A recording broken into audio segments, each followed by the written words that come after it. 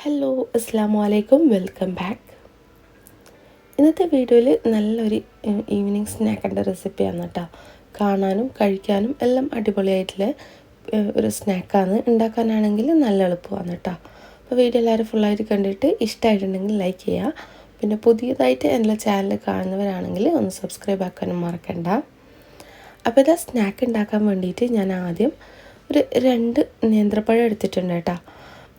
പിന്നെ ഇത് ചെറുതായതുകൊണ്ടാണ് ഞാൻ 2 എടുത്തേ. നല്ല വലുപ്പമില്ല നേന്ത്രപ്പഴലാണെങ്കിൽ 1 മതി. അപ്പോൾ ഇതാ 2 നേന്ത്രപ്പഴം എടുത്തിട്ടുണ്ട്. ഇനിയിപ്പോൾ ഇത് നമുക്ക് നമ്മൾ കായ് വാട്ടാനെല്ലാം ഇങ്ങനെ കട്ട് ചെയ്യുമല്ലോ റൗണ്ടിൽ, അതുപോലെ ഒന്ന് കട്ട് ചെയ്തെടുക്കുക.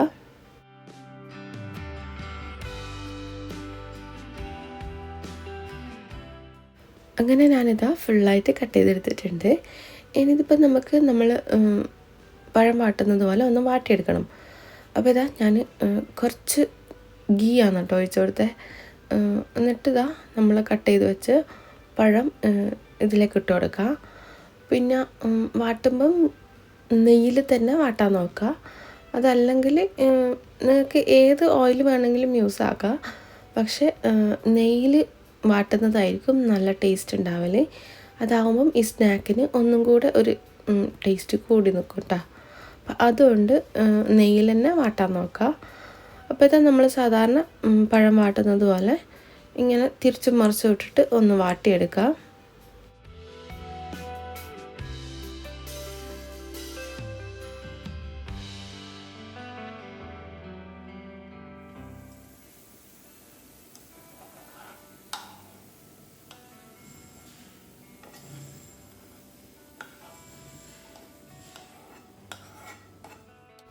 അങ്ങനെ ഞാനിതാ ഫുള്ളായിട്ട് വാട്ടിയെടുത്തിട്ടുണ്ട്. ഇനി ഇതിപ്പോൾ നമുക്കൊന്ന് മാറ്റി വെക്കാം. ഇനിയിപ്പോൾ നമുക്ക് 2 ബാറ്റർ ഉണ്ടാക്കാനുണ്ട്. അപ്പം ആദ്യം മുട്ടൻ്റെ മിക്സാണ് കേട്ടോ ഉണ്ടാക്കാനില്ലേ. അപ്പോൾ ഇതാ ഞാൻ 3 കോഴിമുട്ട പൊട്ടിച്ച് ഒഴിച്ച് കൊടുക്കുന്നുണ്ട്.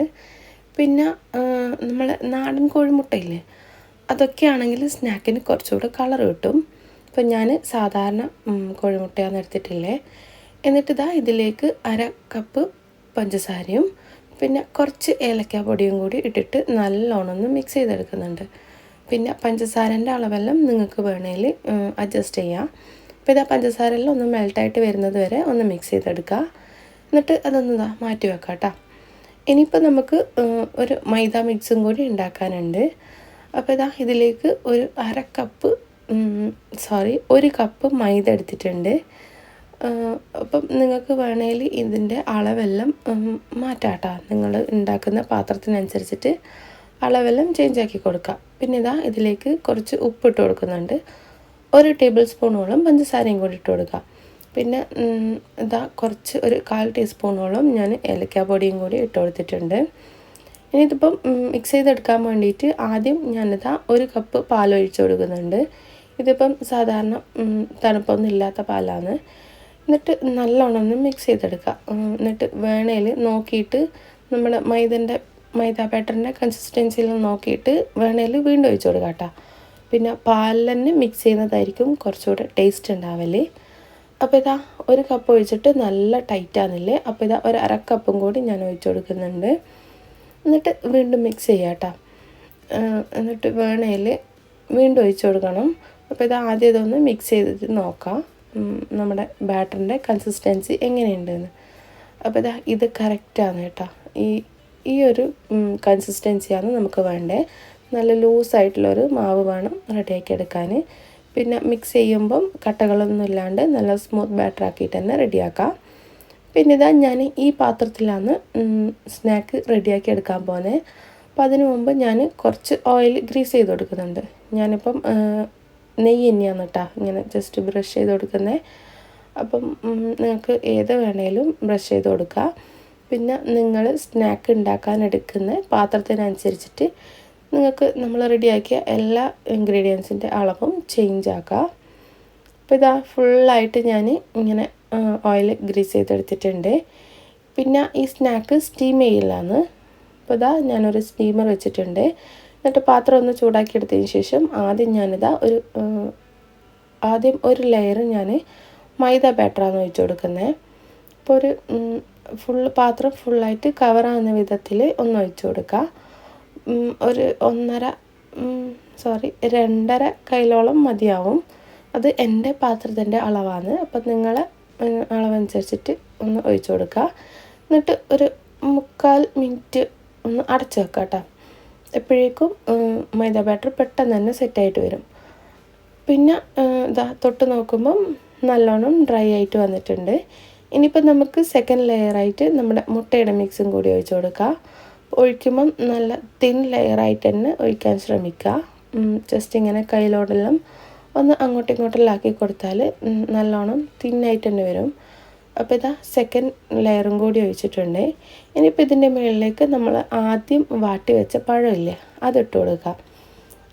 അപ്പോൾ ഞാനിങ്ങനെ വെച്ച് കൊടുക്കുന്നുണ്ട്. പിന്നെ കുറേ വെക്കണോ അല്ലെങ്കിൽ കുറച്ച് വെക്കണോ എന്നൊക്കെ നിങ്ങളുടെ സൗകര്യം പോലെ ചെയ്യാട്ടോ. നിങ്ങളെ ഇഷ്ടം പോലെ കഴിക്കാനുള്ള ഇഷ്ടം പോലെ വെച്ച് കൊടുത്താൽ മതി. അങ്ങനെ ഫുള്ളായിട്ട് വെച്ച് കൊടുത്തിട്ടുണ്ട്. ഇനിയിപ്പോൾ നമുക്കിതൊന്ന് അടച്ച് വെച്ച് കൊടുക്കാം. പിന്നെ മൈദ ബാറ്ററിനേക്കാളും കുറച്ചുകൂടെ ടൈം എടുക്കും മുട്ടൻ്റെ ലെയർ ഒന്ന് സെറ്റായിട്ട് വരാൻ. അപ്പോൾ കുറച്ച് ഡ്രൈ ആയിട്ട് വന്നിട്ടുണ്ട്. ഇനിയിപ്പോൾ നമുക്ക് നെക്സ്റ്റ് ലെയർ ഒഴിച്ച് കൊടുക്കാം. അപ്പോൾ മൈദ ബാറ്ററിൻ്റെ ലെയറാണ് കേട്ടോ ഒഴിക്കുന്നത്. ആദ്യം നമ്മൾ മൈദ ബാറ്റർ ഒഴിച്ചു, പിന്നെ മുട്ടൻ്റെ ബാറ്റർ ഒഴിച്ചു. ഇനിയിപ്പോൾ നമുക്ക് മൈദ ബാറ്റർ തന്നെയാണ് ഒഴിച്ച് കൊടുക്കണ്ടേ. അപ്പം ഇനി ഇങ്ങനെ തന്നെ കണ്ടിന്യൂ ചെയ്യുക. എന്നിട്ട് സ്നാക്ക് ഫുള്ളാക്കുക കേട്ടോ. പിന്നെ മുട്ടയിൽ പഴം വെക്കണോ അല്ലെങ്കിൽ മൈദ ബാറ്ററിൽ പഴം വെക്കണോ എന്നൊക്കെ നിങ്ങളുടെ സൗകര്യം പോലെ ചെയ്യുക. അതിന് കുഴപ്പമൊന്നുമില്ല.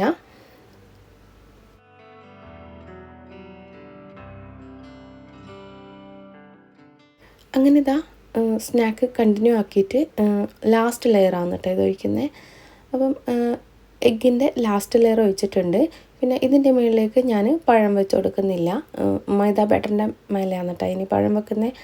അപ്പോൾ ലാസ്റ്റ് ലെയർ അല്ലേ, അപ്പോൾ കുറച്ചുകൂടെ കാണാൻ ഭംഗി വൈറ്റിൽ യെല്ലോ പഴം വെക്കുന്നതായിരിക്കും. അതുകൊണ്ട് തന്നെ ഞാൻ പഴം വെച്ചിട്ടില്ല. അപ്പോൾ എഗ്ഗിൻ്റെ ലെയർ ഒന്ന് സെറ്റായി വന്നിട്ടുണ്ട്. ഇനിയിപ്പോൾ ലാസ്റ്റായിട്ട് നമുക്ക് മൈദ ബാറ്ററും കൂടി ഒഴിച്ച് കൊടുക്കാം.